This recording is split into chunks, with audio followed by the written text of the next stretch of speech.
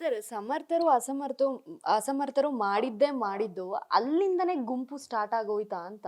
ಅದಾದ್ಮೇಲೆ ವಿನಯ್ ಗೌಡ ಅವ್ರದ್ದು ಒಂದು ಗುಂಪಾಗತ್ತೆ, ಕಾರ್ತಿಕ್ ಅವ್ರದ್ದು ಒಂದು ಗುಂಪಾಗತ್ತೆ.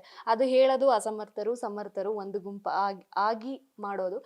ಎಲ್ಲೋ ಒಂದ್ ಕಡೆ ಅಸಮರ್ಥರೇ ಮೇಲುಗೈಯಾಗಿ ಆ ಮನೆ ಒಳಗೆ ಬಹಳ ಚೆನ್ನಾಗಿ ಆಟ ಆಡ್ತಾರೆ. ಒಂಥರ ಇಂಡಿವಿಜುವಲ್ ಪರ್ಫಾರ್ಮೆನ್ಸ್ ಕೊಡೋದ್ರಿಂದ ಹಿಡ್ದು ಪ್ರತಿಯೊಂದು ಆಟನೂ ಅದ್ಭುತವಾಗಿ ಆಡ್ತಾರೆ. ಎಲ್ಲೋ ಒಂದು ಕಡೆ ನಿಮ್ಮ ಗುಂಪು ಅಂತ ಏನಿತ್ತು, ನೀವು ಅದನ್ನ ಫ್ರೆಂಡ್ಶಿಪ್ ಅಂತ ಕರಿತೀರಿ, ಹೌದು. ಅದೇ ಹೇಳೋದಾದ್ರೆ ಫ್ರೆಂಡ್ಶಿಪ್ ಅನ್ನೋದು ಆ, ಏನಕ್ಕೆ ಅದು ಅಷ್ಟೊಂದು ಎಕ್ಸ್ಪ್ಲೋರ್ ಆಗ್ಲಿಲ್ಲ ಬೇರೆ ಕಂಟೆಸ್ಟೆಂಟ್ಸ್ದು ನಿಮಗೆ ಹೋಲಿಸ್ಕೊಂಡ್ರೆ? ಮ್ಯಾಮ್, ನೀವು ಹೇಳ್ದಾಗೆ ಸಮರ್ಥರು ಅಸಮರ್ಥರು ಅನ್ನೋದನ್ನ ಎರಡು ಗುಂಪು ಆಯಿತು. ಅಸಮರ್ಥರಿಗೆ ಫಸ್ಟ್ ಟಾಸ್ಕ್ ಇದ್ದಿದೆ ಸಮರ್ಥರನ್ನ ಚೆನ್ನಾಗಿ ನೋಡ್ಕೋಬೇಕು, ಮನೆ ಕೆಲಸ ಎಲ್ಲ ಮಾಡಬೇಕು ಅನ್ನೋದು. ಆ ಮನೆ ಕೆಲಸ ಎಲ್ಲ ಮಾಡಿಕೊಂಡು ನಮ್ಮನ್ನು ಚೆನ್ನಾಗಿ ನೋಡಿಕೊಂಡು ಟಾಸ್ಕ್ ಪ್ರಕಾರ ಅವರು ತುಂಬ ಕನೆಕ್ಟ್ ಆದರು.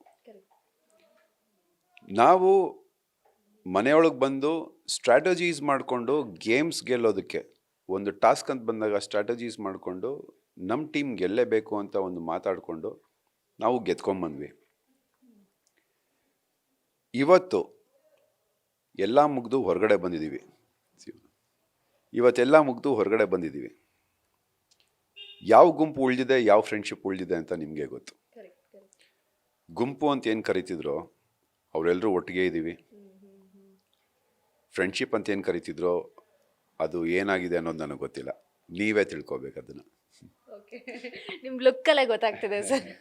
ಅಂದ್ರೆ ಅವರು ಒಂದೇ ಕಂಪ್ಲೇಂಟ್ ಇದ್ದಿದ್ದು ಸರ್, ನಮ್ದಂದ್ರೆ ಅವರಿಗೆ ಗುಂಪು ಆಗಿ ಕಾಣಿಸುತ್ತೆ, ಅವ್ರದಂದ್ರೆ ಫ್ರೆಂಡ್ಶಿಪ್ ಆಗಿ ಕಾಣಿಸುತ್ತೆ ಅಂತ ಅವ್ರ ಕಡೆಯಿಂದ ಒಂದು ಕಂಪ್ಲೇಂಟ್ ಇತ್ತು ಯಾವಾಗ್ಲೂ. ಅದನ್ನ ನೀವು ಯಾವಾಗ್ಲೂ ಎತ್ತಿ ಹೇಳ್ತಿದ್ರಿ ಕೂಡ. ಸರ್ ಅವ್ರದಂದಿದ ತಕ್ಷಣ ಫ್ರೆಂಡ್ಶಿಪ್ ಅಂತಾರೆ, ನಮ್ದಂದಿದ ತಕ್ಷಣ ಗುಂಪು ಅಂತಾರೆ, ಇದು ಯಾವ ತರ ನ್ಯಾಯ ಅಂತ.